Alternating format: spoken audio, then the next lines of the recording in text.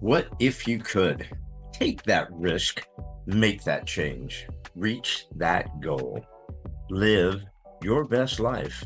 Welcome to another episode of the What If You Could podcast, where we get together with amazing experts and everyday people who share challenges, encourage healing, and explore the possibilities that life has to offer.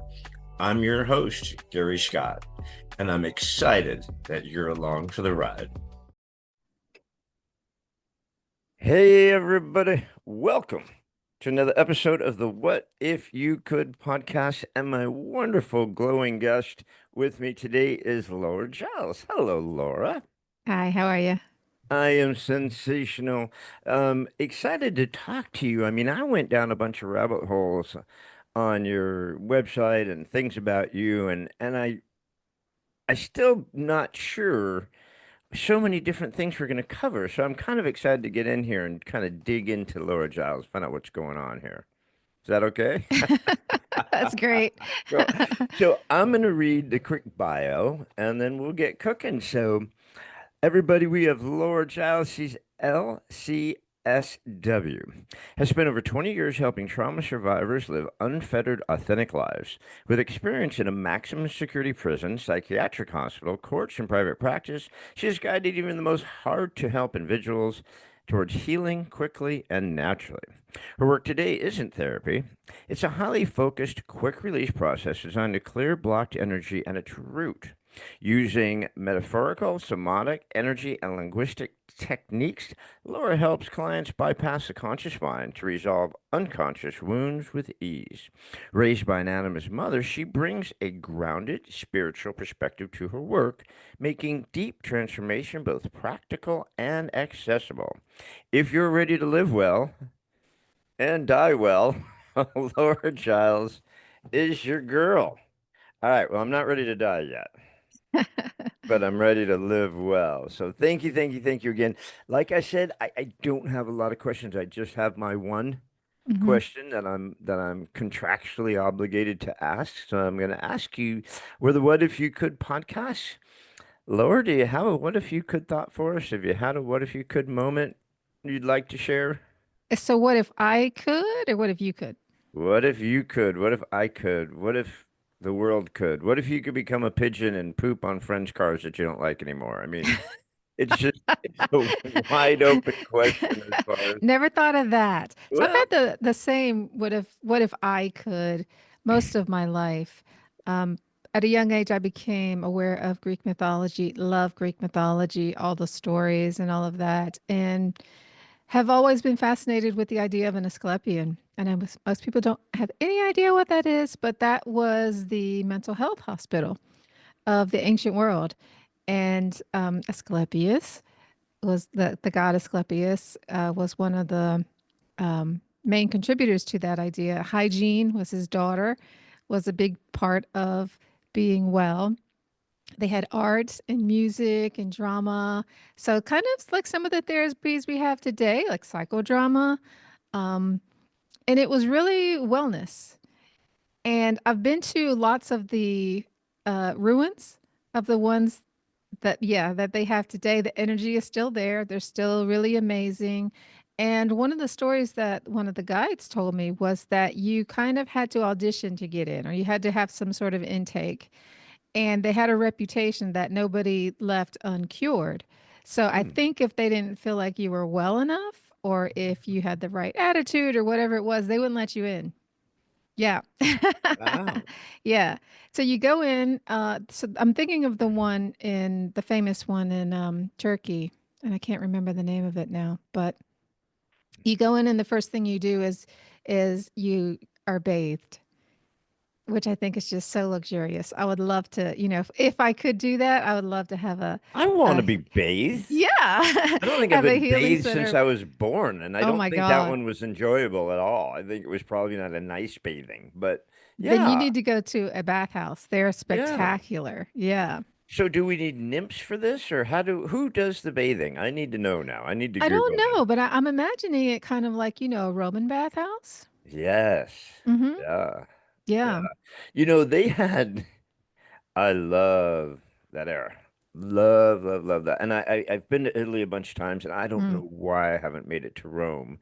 I just don't know why. I guess I've just had so much fun out in the country. I just haven't made it to Rome, but it really is an amazing time, the Greeks and the Romans. I mean, Mm-hmm. not only did the Romans rule forever and ever and ever, but I mean, their technology Yeah. was even better than today. You wonder who helped them build that. Yeah. I Mm-hmm. want answers, and I want to be bathed at the You same time. should. You should. They So, have bathhouses now. You could go yeah, so now. you said something very interesting that I just want to make sure I heard right. So you said there's an ancient mental hospital. Yeah. Is that what you're touching on? And what was the, do we know why they had a mental hospital back there? Was it like a prison type of thing, or No. were they really working to help people? What was the deal Oh, with yeah, it this? was luxurious. Yeah. So Wow. if you were poor, I don't know if you could get in. It's very luxurious. They're big, um, yeah, well staffed, beautiful places. They're big, big. I don't know if you've ever seen, if you've been to Italy, you've probably seen amphitheater ruins. Oh yeah. They Yeah, have yeah. amphitheaters in there where people put on dramas. Wow. Yeah. Yeah. They had Wow. these places. So just after the bathhouse, then you would go to where you would dream and you would dream your own cure. And in those rooms, they had snakes on the floors. And yeah. I'm okay with snakes. I'm okay with snakes. It's not like it's not what was that, a movie with Harrison Ford, one of those Harrison Ford movies where it's why does it have to be snakes? He gets Mm. thrown in the snake pit. Yeah. But Indiana Jones. so I Yeah. mean early on you just went down the Greek mythology rabbit hole early on. Were your folks like historians, or were your folks No, into I this was just a too, or reader and I liked fantasy stuff. I loved fairy tales. I loved things with magic in them, things with things that were kind of maybe a little mystical. Like, could this thing be really true? And, they have all the creatures, the centaurs and all of that. And all of that was just fascinating. yeah. When did you find that you were a healer? When did you find that you were actually one of these people? Not one of the bathers, but I mean one of the people who, I mean, I don't know that for a fact. I'm just saying. When did you find out that you had these kind of inclinations towards working with that? I mean, not every child is into mental hospitals. True. I stumbled into it. I had no idea, really. I was a freshman in college and I'm looking for easy A. I thought psychology, that's really easy. So I took a class and then I just got fascinated with how the mind works. And I thought, okay, this is pretty cool. That's how I got into it. I really, before that, I had no interest at all. Wow. But you're the stuff that you do, I mean, when I'm, go to your website and I'm looking at the different things that you're doing. Um, I mean, is that grounded in the mythology? Is it grounded? What where did you find your different technique? What drove you to kind of look into that type of help and healing and stuff like that? Well, I think so. I was an unusual child. I read a lot. I was pretty smart. It's interesting because I just saw this thing on social media and it's talking about how people, when you come into contact with somebody who's smarter than you, your amygdala lights up and you go into a danger zone. I was the brainy kid and other kids did not like me. Other girls did not like me. And I was bullied all the way up. Um, and when I got into that freshman college class, it was like a light bulb moment for me. I was like, okay, people make sense because it didn't make any sense to me. I was like, why am I being treated this way? I was not mean to you. Why are you treating me this way? And the more that I got into it, the more that I realized we just really make sense. And I'm an INTJ. I like creating order out of chaos. It's I'm not OCD, but if you kind of think of that way, you see a crooked picture and you want to fix it. I do have that kind of compulsion. Not that I'm into people's business. You don't have to have my help at all. But it's just really good at spotting, okay, this is the thing that's going to put this back into balance. And it just so happened that I work with people. And it's really fascinating. I've always loved it. I think people are so complicated and wonderful, and it just works. Yeah. You know, you could just go down the people rabbit hole forever, right? I mean, Yeah. I love to read too, and I haven't picked up a novel in forever, except I interviewed a guy, Nicholas Harvey, who writes great diving novels, and my wife and I are divers, so I went down that route. But most of my stuff is like theory and right now I'm into aging because I'm old. And you know, when they interview these people that like make it over 100, 105, 110 years old, it's really fascinating.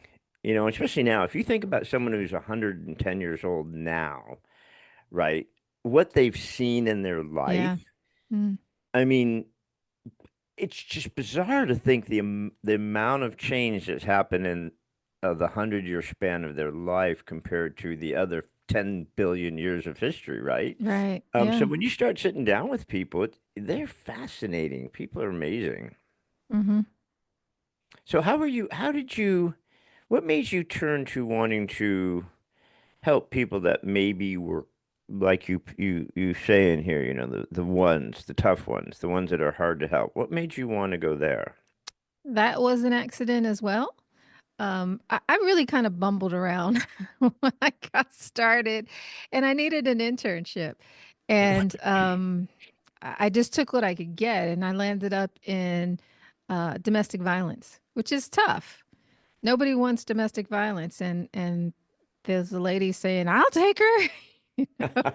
So I went with her, and it's always been since that very first internship that people would give me the hard cases, the one that they don't want to deal with. And I think it's just because, the people get burned out and they're just like, oh, I can't listen to this person anymore. But those are the people that I was the best with. Mm, And I don't know why, but I think a lot of what it is I have good boundaries. And when you have good boundaries, then people don't go doing crazy stuff on you, and if you're listening, then they want to be heard, and you can just make a connection with them. So I was always really good with them, and the more that I was with people who are hard to help, the more that I learned, and I really love learning too. So it was really a reciprocal relationship. The more they opened up, the more that I was able to receive what they had to offer, the more that I could give them what I have to offer, and it just kept me growing.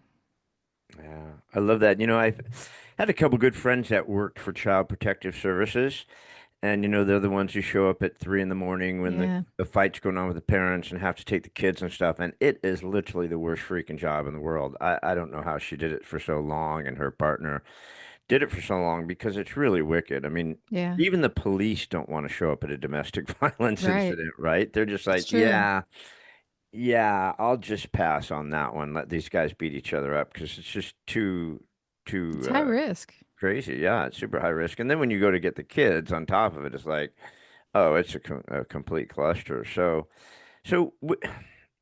are you, I mean, you talk about being in a maximum security prison. I'm hoping that wasn't you being there for murder. Um, Psychiatric hospitals, courts, private practice.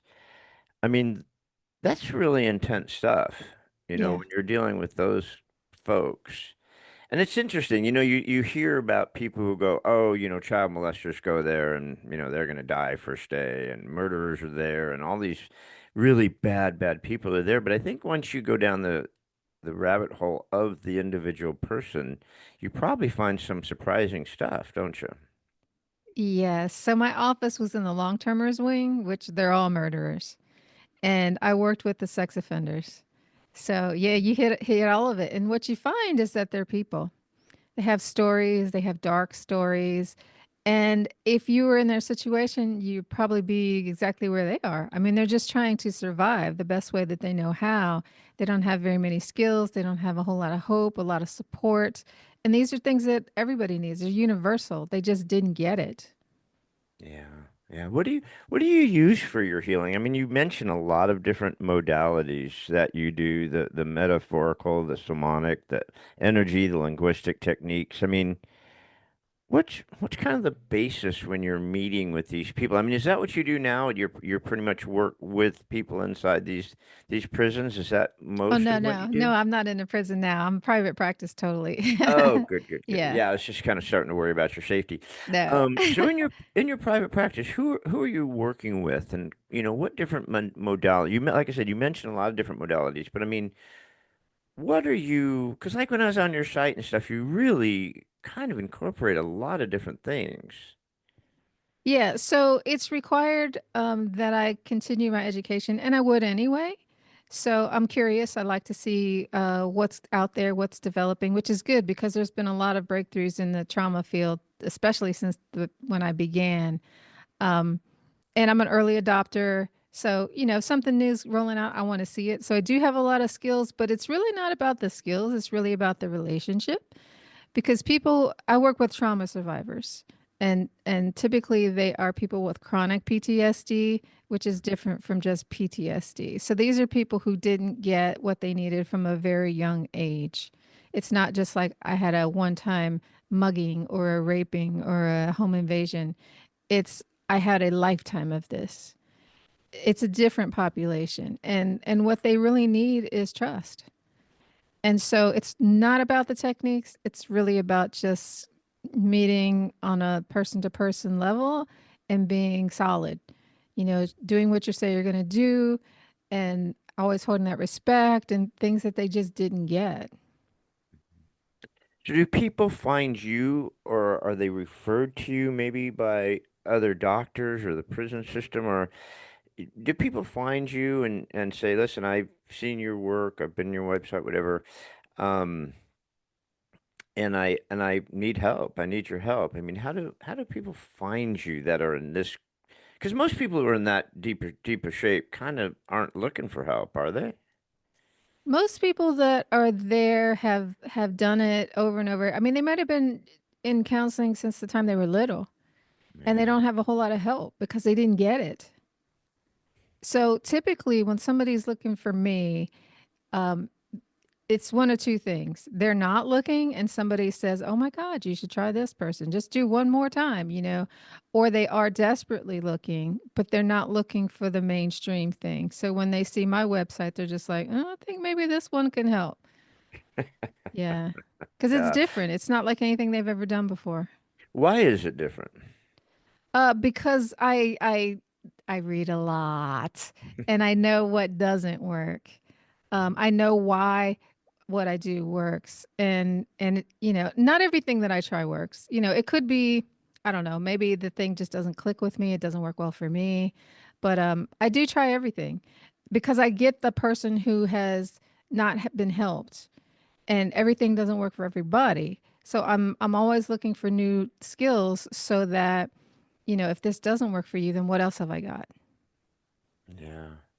It's like when you say you do the hard to help, I'm sure a lot of these people have been given up on before. Yes. Other people just throw their hands up, or Yes. there's certain techniques. It's like I've got an autistic grandson, and I think about how challenging it is to be inside that mind, and how Mm-hmm. frustrating it is to be inside that. You just basically can't communicate really at all. A little bit. They use sign language and stuff, but he's 10 years old and really never communicated. But I'd imagine people who are just a little bit further down that spectrum who do communicate, but still that frustration, of not being heard, not finding answers to what is really driving them crazy. Mm-hmm. Yeah. For somebody like your grandson, I would probably start with neurofeedback.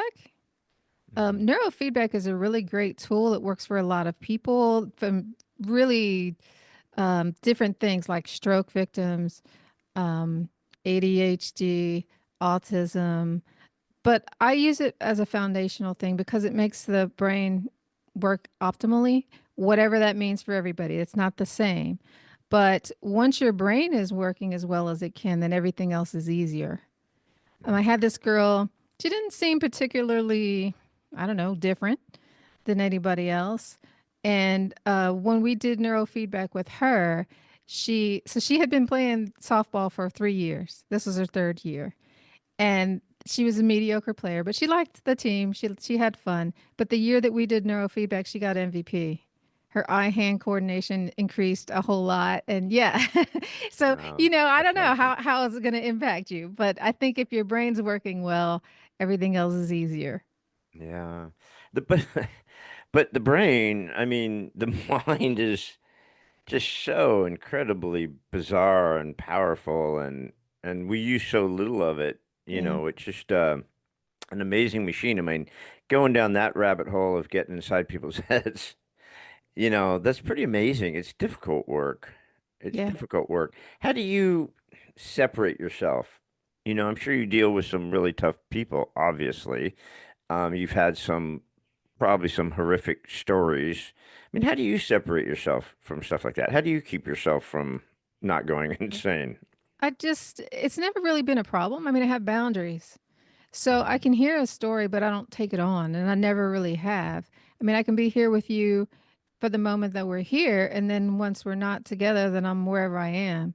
So I think that helps too. That just mindful presence. If you're where you are, then you can't really be where you were. I don't Yeah. know if you're following that, but Yeah, of course, of course. okay. It's not easy. I mean, it's a skill you need for almost all of life, no matter Yes. what you do. You could be a waiter and have a really crappy table where the Right. people are abusive, and you've got to turn right around and go right to that next table and be Hmm. happy and gregarious and be a good servant and stuff like that. But if you're carrying the last table with you, it Right. makes it difficult, right? So, I Yeah. mean, pretty much in any line of work, you've got to be able to just let it go. You've Hmm. got to kind of be able to move on that. But with what you're doing, it's a little bit more challenging. And you're in prison talking to murderers and rapists and sex offenders. I would imagine sometimes it's a little tougher to leave the job at the door. I'd imagine sometimes. Well, the worst part about working in the prison wasn't the inmates; it was the staff. Hmm. Because I think that kind of work attracts not nice people. And there was always a lot of power shifts, and Mm, people that had the power were often just nasty for no reason. They yeah. were way worse than the inmates. Mm. Did you ever talk to any of those? Did you ever have to work with the actual guards and things like that? Was No, that part of it? No. no. Mm-mm. That would have The, been an interesting rabbit hole to go they down. probably needed some, but no. Yeah. I mean, because you think about it, every day you show up, you think someone's going to shank you or there's going to be a fight. I mean, I think you're kind of in a fight and flight mode all the time, but also you've got to have a certain mindset to even work in that environment, wouldn't you? I mean, Well, you so kind it of got to. wasn't like that. I wasn't in maximum security prison. Hmm. It wasn't the long-termers wing, but it really wasn't like that where in my building. And I think that's because of residents. So we're always all co-regulating. And if you're chill, they're going to be chill.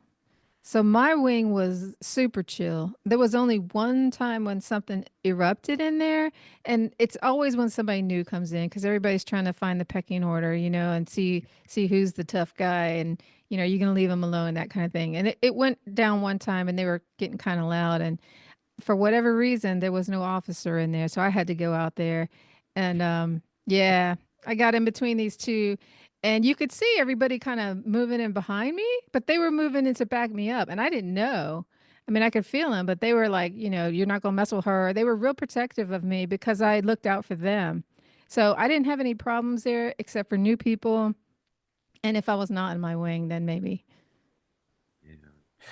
Are you seeing that there's more help now for people or less help now for people than there's been since you've been doing this? Uh,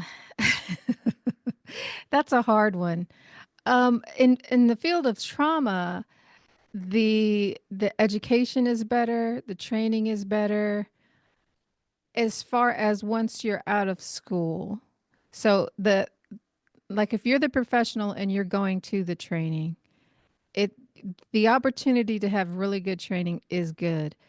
But getting up to that point, school just is not what it used to be. People come out of college, which is ridiculous, not even being able to write a full sentence. So they don't have the people skills. They're not ready to do just the foundational level work. They can't show up for work 5 days in a row. That's a problem.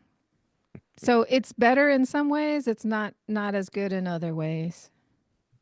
Yeah, I'm not sure the colleges and universities are actually teaching kids anything anymore. Yeah, It's kind of a bizarre what's happening on the colleges and what's going on with education. I think I talked to someone who had a really interesting thought on it, and they said if you're going to go to college and spend $200,000 or $50,000, whatever it is, what are you going there for, and what's going to be the return on that? And then would you get that education somewhere else in a better sense, like what you were talking about with going to Greece?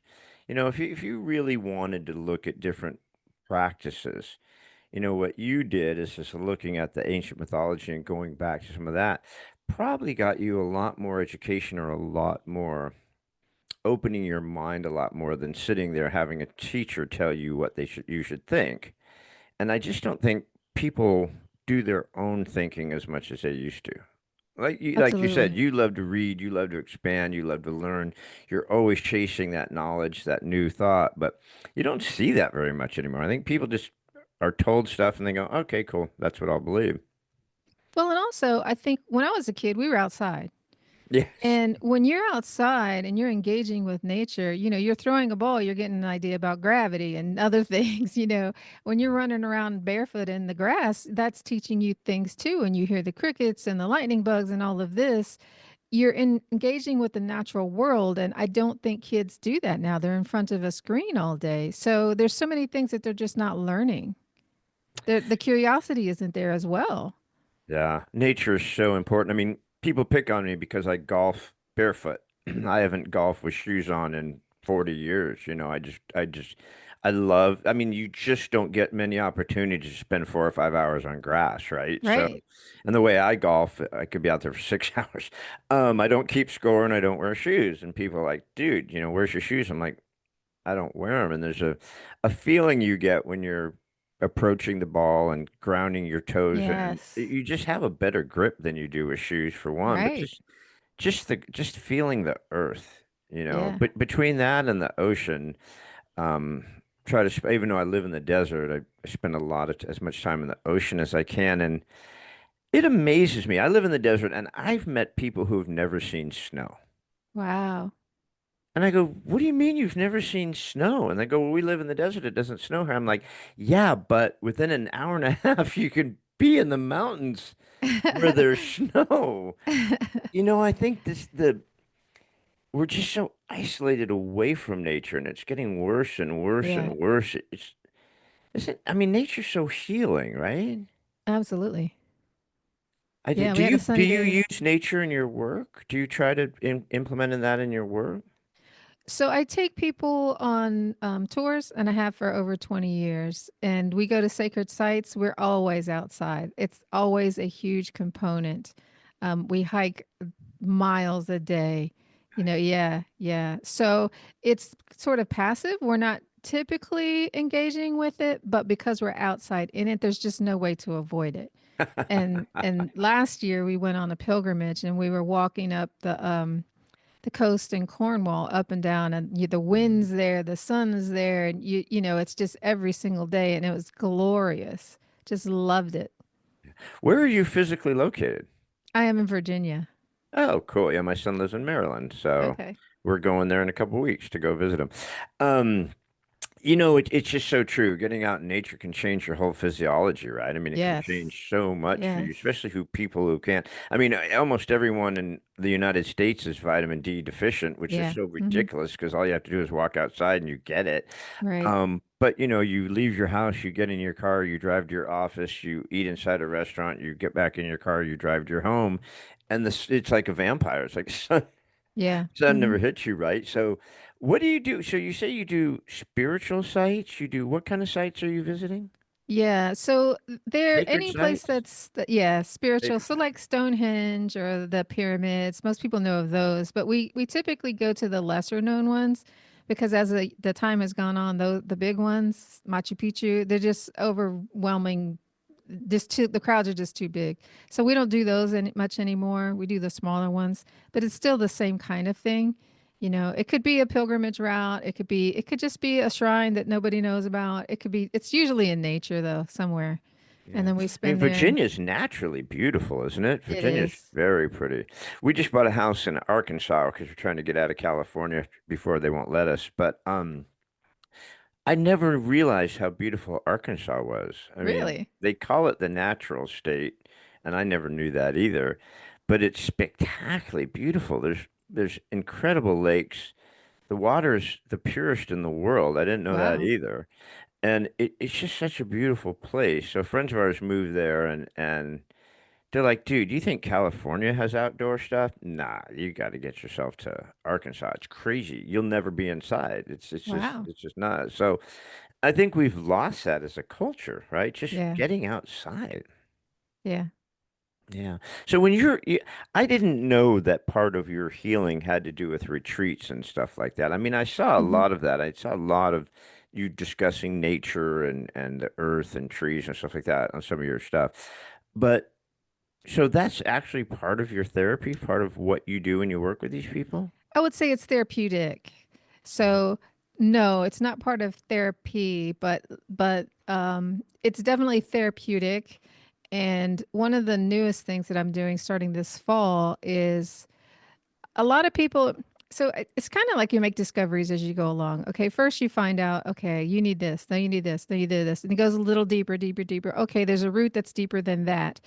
And one of the things that I have found out you can give somebody all the therapy that you want. You have skills, you've done all the releasing of the triggers, and they still can't find stability. And that is because we learned this as babies in an environment. And when you put somebody back in that unhealthy environment, what are they supposed to do? There's no way to connect from there. And they don't know how to do those healthy things without having a healthy environment. So the retreat in November is going to be that.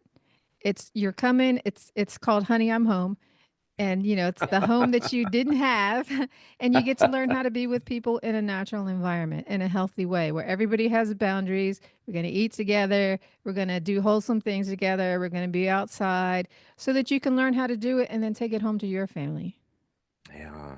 What an awesome thing. We had a little ranch out here in the desert. It's just really tiny. It was like 2.5 acres, but we had horses and goats and chickens and rabbits and just ponies and llamas and just everything I could stuff on this property that could handle the desert, right? And we just loved when kids would come over. We're like, we should make this a petting zoo. And we're like, nah, I Oh, don't want to do that. But it's just so awesome when kids came over and we're like, wow, you could immediately feel the space. You could immediately feel.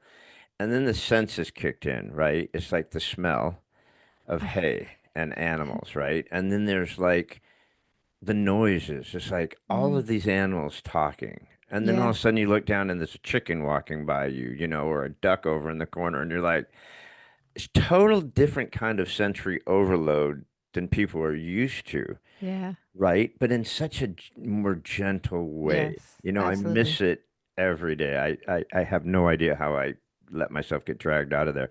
But so your retreats aren't necessarily part of your therapy, but it sounds like you've done a lot of these nature retreats. Why do you do them? What is it Well, for? that was another thing that I just fell into. I had no idea that was going to You're good happen. at that. You're good at falling into shit. Yeah, I just needed a break. I was overworked. I'm like, I got to go somewhere now. And I was like, okay, what's easy to get to that I can just go to like right now with any plans? And that doesn't even make sense now as I describe it that way. But I went to Egypt.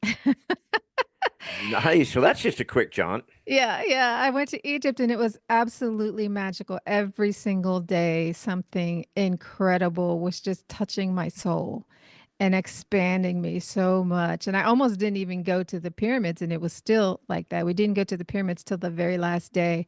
And when I came back, I was like, this is really special. I have to share it with other people. And that's how it all got started. And then, I'm paying attention to what people are needing, what are they responding to. And so every time it kind of evolves. And that's too partially how it became now the retreat that we're going to do in the fall, which is Honey, I'm Home. Yeah. And where are you going to take this trip? That's Wilmington. So the plan is to have like small town America. It's walkable and not too overstimulating and, homey. Nice, nice. I can't wait to get back there because we had visited Maryland just one time. We went to the inauguration and it was just crazy. I'd never been to Washington, D.C. or Mm, even that kind of area of the East Coast. I've always gone to New York and been to Maine and stuff like that. But it was really beautiful, Virginia and Maryland and stuff like that. So we're excited to go back and see all the history and everything yeah. that's involved there. And my wife went on a dive trip to Egypt. She dove the Red Sea and Mm-hmm. then she did the tourist stuff, rode the camels and went to the stuff. And she said the same thing. She's like, wow. Yeah. Unfortunately, the diving is overdove and that's sad. They should lock it down for a little bit. Mm, But just the vibe of it was pretty incredible. yeah. And the vibe of the people. She's like, at 10 o'clock at night, they just put tables out in the middle of the highway and families eat and drink together and hang Yeah. out and laugh. And she goes, it was just bizarre. I mean, it's like literally just outside, all of a sudden people appear and they're eating and drinking. And Yeah. once The the most sun goes amazing down, people. right? And it's Mm-hmm. not blazing hot and they can do Yeah. that. But just those experiences, right? I mean, people actually experiencing other cultures, other areas, history, other things. That can be a mindset change too, can it? Oh, absolutely. Yeah. I did Egypt, I don't even know how many years because it just never got old. It was something just totally brand new every single time. And the people are so wonderful. You don't have uh anybody that's not a friend there. Everybody's so willing to help and they're just warm and welcoming. I can't tell you how many parties I got invited to, weddings. Every single time I went, there was a wedding. Every single time. Yeah. And weddings are huge affairs. Oh yeah. Yeah. She said the same thing. She said, at first she was like, ugh, I got to cover up and this and that, and I'm going to be called an ugly American, and people are going to spit on me, and this and that, the other thing. She goes, it was just the opposite. It Yeah. was so, Hmm. they loved that she was an American. They loved talking to her, just always people engaging, just warm people, Yeah. Very very warm. family Hmm. oriented and things like that, which was really nice. But also, going back to what we started with Egypt's what, 4,000 years old. The pyramids are what, 4,000 years old? Not sure. Not I quite. I think think they're that, older. yeah, I think are they even older, I right? Four or think five so. thousand years old. And then you look at the Greek and Roman times, they're what, 2,500 years old. And you Yeah. go back and you look at these places and these cultures, and we're like, we're so advanced here. We're so amazing. We're so this and that. And you go back there and you go, maybe not. Maybe these guys have a better idea, right? Yeah.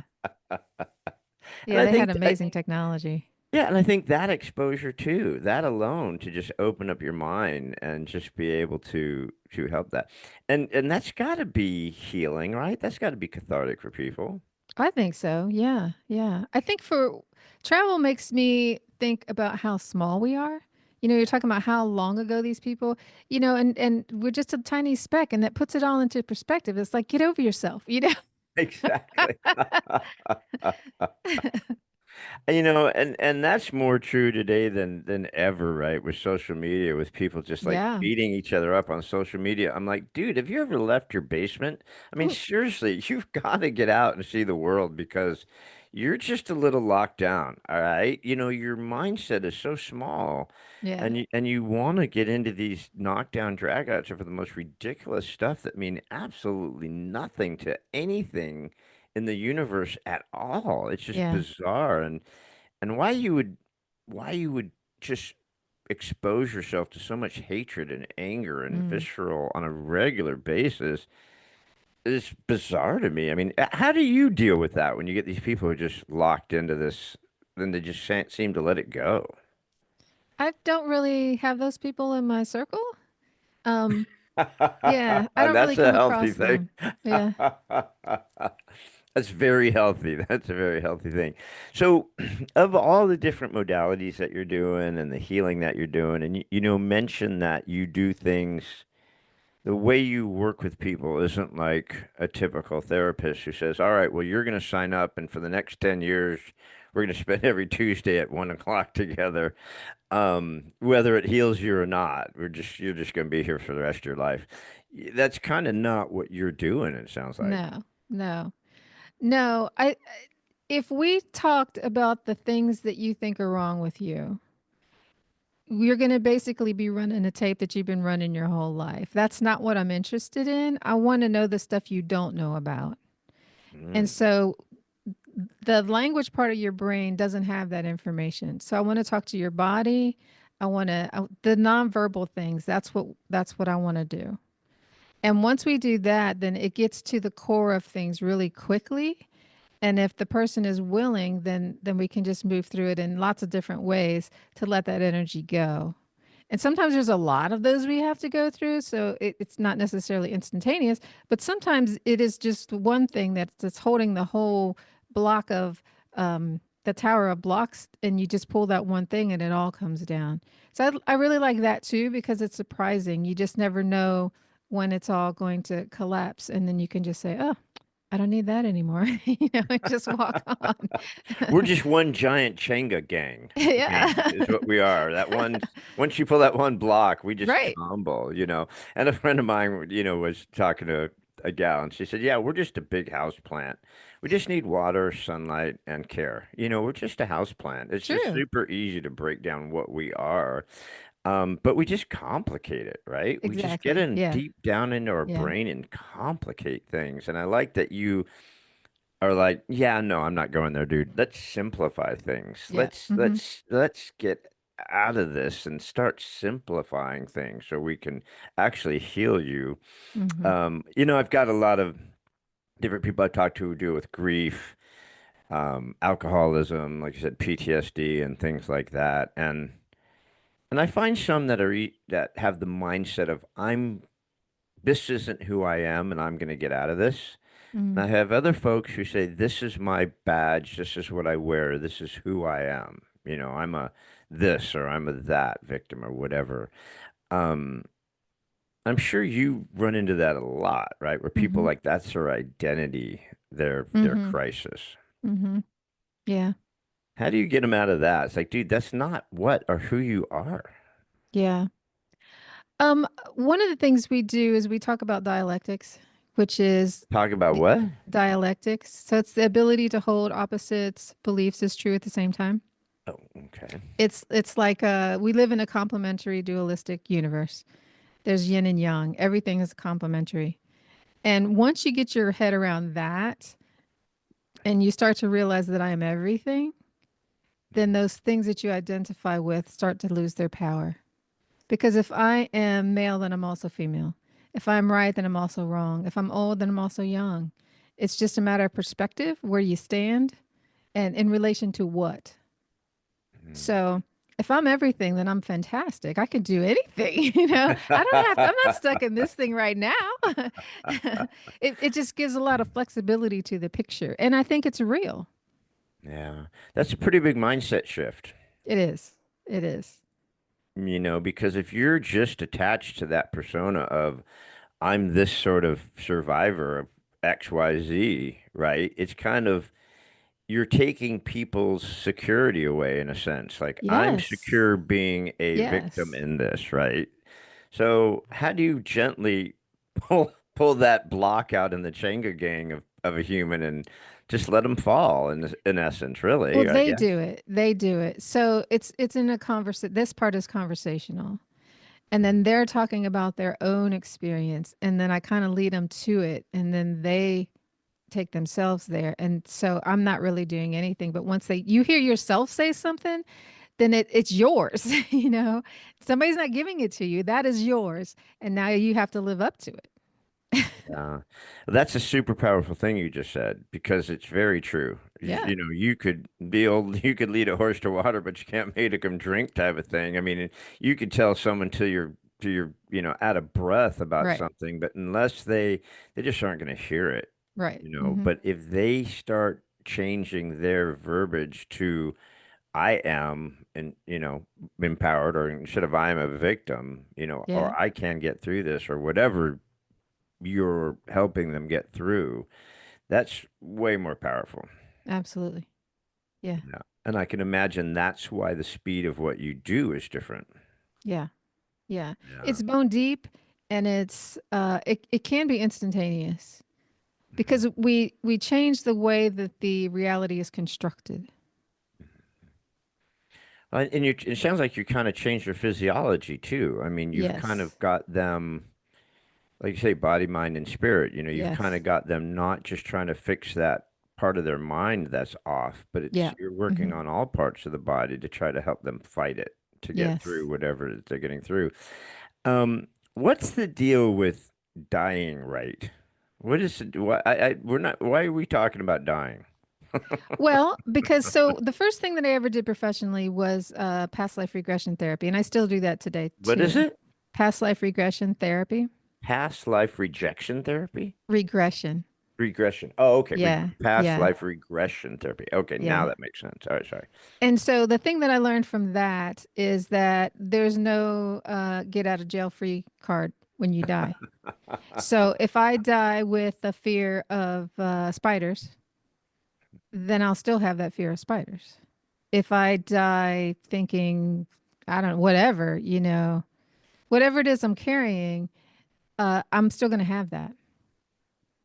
So that's two things, two takeaways. I need to work on my stuff so I don't carry it to the next life. But also, there's generational issues with that. So if I survive a famine or like the Holocaust, my kids are going to have that trauma even if they weren't there. And we know this through science and epigenetics. There's Yeah. um, uh, experiments with mice, and they expose this mouse to cherry smell as they're electrocuting it or something, torturing it in some kind of way. And that mouse had babies that were afraid of cherry smell, even though they were never exposed to that. So it's not only for us that we do this, but for the generations. Mhm. Interesting. Interesting. And so, I'm cool with snakes, like we talked about earlier, but I don't like spiders. So I don't want to carry that into the afterlife. I just don't like spiders. I don't know. Yeah, there's a reason. Yeah, That's not a yeah. So natural fear. yeah, it's just, if I see them out in nature, I just leave them alone. They're cool. But if you're in my house, dude, this is my house. I'm going to Yeah. put you outside. I might not kill you if you're a cool spider. I'll just shoot you, shush you outside. Um, so when you're working with that generational stuff, like just reading this book, like I said, about aging, and it's fascinating how things repeat. It's like my grandfather, not me, but in the book, my grandfather had a heart attack at 68, and then my dad had a heart attack at 68. My grandfather died because the technology wasn't quite there. My father lived, had a bypass and lived. And then he's like, okay, so I know my target's 68. I better be taking care of my health. I better be watching out for this event. But it's also way deeper than that, right? I mean, Yeah. besides just your physical. I mean, the mental part of carrying this forward Yes. is pretty insane. I mean, because really, it shouldn't happen, but somehow it does happen. Yeah. So Yeah. when you're trying to work with people like that, where are you going with them? I mean, you don't initially, when someone comes into you, you don't initially just jump into that, right? I mean, or do you? It depends on where they are. If they bring it up, sure. Mhm. But if we're going through the body and they're willing to follow that trail, that may be where we go right from the jump. Mhm. Because the body knows if stuff happens when we're pre-verbal, we're not supposed to have a memory of it, but the body knows. Mhm. So it doesn't really matter when it happened. It doesn't matter if it's this life or another life. That Yeah. energy trail is there and we can find it in the body. And they might think, well, I don't know, I may be just making this up. I know I was 6 months old when that happened. It doesn't matter. If you go with it and you entertain it, let's just say it did happen, then it'll still, the energy trace will still go away. Whatever how that manifests in life will still go away. Mhm. I find that in birth too, and it's been interesting. I've been my son has a 2.5-year-old son, so I have a 2.5-year-old grandson, and I have a 4-month old grandson, and it's so interesting how they are different from their birth. I think it is. They tell me I'm stupid, but my first grandson had a difficult birth. They wanted to do a real natural childbirth with all the stuff. It went sideways. He ended up rushing to the hospital. It just became a real fiasco. And I think Jet came out in a kind of a tragic, scary, kind of frenetic situation, right? Because it got sideways. And it took her a long time. There's a lot of stress. Well, Benny comes along, Benny and the Jets. Benny comes along and just pops right out, easy peasy, wasn't a difficult birth at all. And he is the most calm, happy, easygoing baby you've ever seen. And I'm like, well, they're like, God, why are they so different? I'm like, it was the birth, man. Yeah, I mean, in my absolutely. opinion, right? So, I mean, don't you think? I mean, it even goes to that. I mean, how you come out of that canal, if you do come out of that canal, Absolutely. whatever, it's different. Yeah, yeah, that's a very neglected specialty. Most of us don't remember our birth. I don't know if anybody does. But for generations, there are hospital births, there's forceps, there's drugs, there's all kinds of things not ideal. And then you're taken away from your mom, put in a nursery. You might not even see her for a couple of days. I mean, all of that is traumatic. You don't remember it, but it's in your tissues. You Yeah. remember, it feels like, oh my God, I've been abandoned. You're in this warm cocoon, feeling that, hearing the heartbeat, feeling all soothed. And now you're in this cold and sterile environment and nobody's paying any attention to you. It's very damaging. Yeah, and it stays with you. I mean, like you said, Mm-hmm. one minute you're in an environment, you're getting pickles and flaming hot Cheetos, and the next minute you're sitting there with these bright lights. Yeah. You're in maybe an incubator. You're removed from your mom. Your umbilical cord is just slapped. I mean, like Yeah. the first thing they do, and I love how what they tried to do was, baby's born, keep the umbilical cord Mm-hmm. hooked, toss her on the chest, let mom and baby be together while you're still hooked up to the umbilical cord and have that bonding time, Yeah. lights are low and stuff like that. But unfortunately, it just didn't work out that way because things went sideways. But I think there are those early traumas that just stick with us Yeah. forever that we either don't think about because we don't remember them Mm-hmm. consciously, but subconsciously they're just beating the poop out of us. Right. Exactly. It's always there until you address it. Yeah, yeah. Well, I love what you're doing with that and getting into all that and helping people. I love how you're using nature, and maybe not specifically in your therapy, but getting people out in nature and helping people. It's just such a healing way to get people to open up, maybe change their mindset a little bit by getting back out in nature. I love that. Yeah, we are natural. And I think if we engage in our unnatural lifestyles, then we get away from ourselves. So it Yeah. is a return to ourselves. Yeah, I mean, especially in these worlds we live in where everything's, bright lights, electricity, Yeah. cement, steel, there's Mm-hmm. just very little earth around a lot of people. And I think getting them out there is going to just help their mindset right away. I know it worked with kids. I mean, when they take inner city kids that have like, maybe they see a tree at a park, Mm. maybe, but when they get them out into real nature, it just changes the kids Yeah. immediately. All of a sudden they're like, we were as kids growing up. They just start running. It's like, let's see if I can climb that tree. I Right. want to skip this rock across a pond. It's Yeah. like all of a sudden things change. It just Hmm. changes their whole physiology. So, um, I lied to you earlier, and I feel bad because you know, you're a professional. But I did lie to you earlier. I said I only had one question, and that was what if you could question. But I actually have two questions, and I never give this question like I do the what if you could question because I want it to come from the heart. Mm. But so I always ask people as we're wrapping up, I say, if there's a thought that you'd like to leave with people, if there's a saying that you live by, if there's something that means something, to you that you're like, you know what? I'd like to leave you guys with this thought. What would that Laura's thought be that you'd like to leave us with? I um wish I were a poet because the things that I feel most deeply, I don't have words for. Right. But I would give people the feeling of connection and what it's like to just be connected to the whole universe. How do we do that?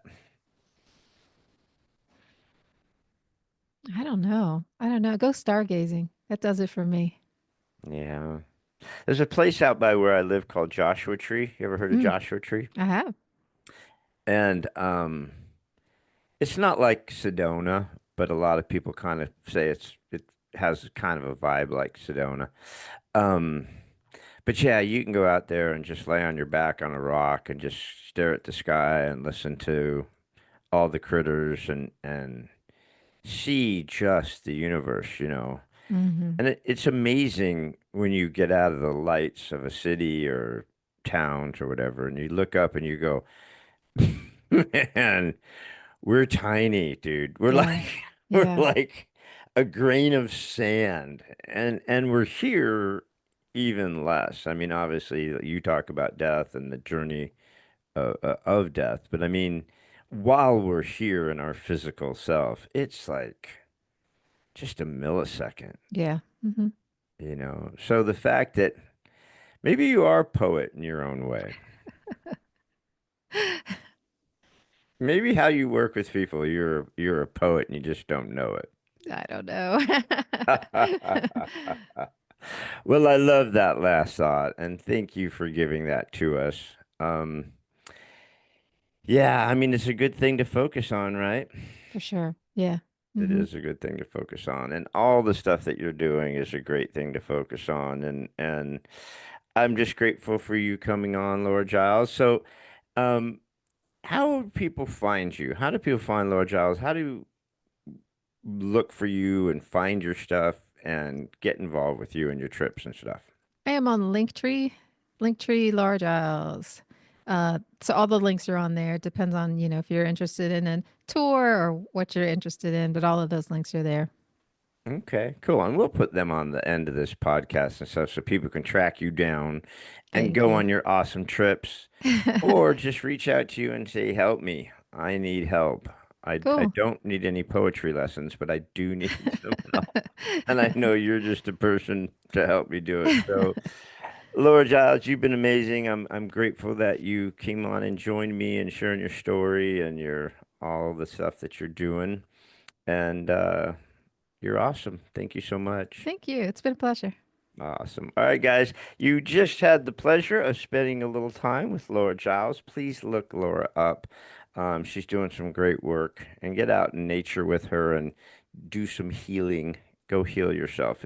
You'll feel better, right? Yes. All right, guys. Thank you so much. We'll see you again on another episode. Appreciate it. See ya. Thanks again for joining us on another episode of What If You Could podcast. Please subscribe, like, share, and give us any feedback. We'd love to hear it. And remember, if you can dream it, you can do it. See you next time.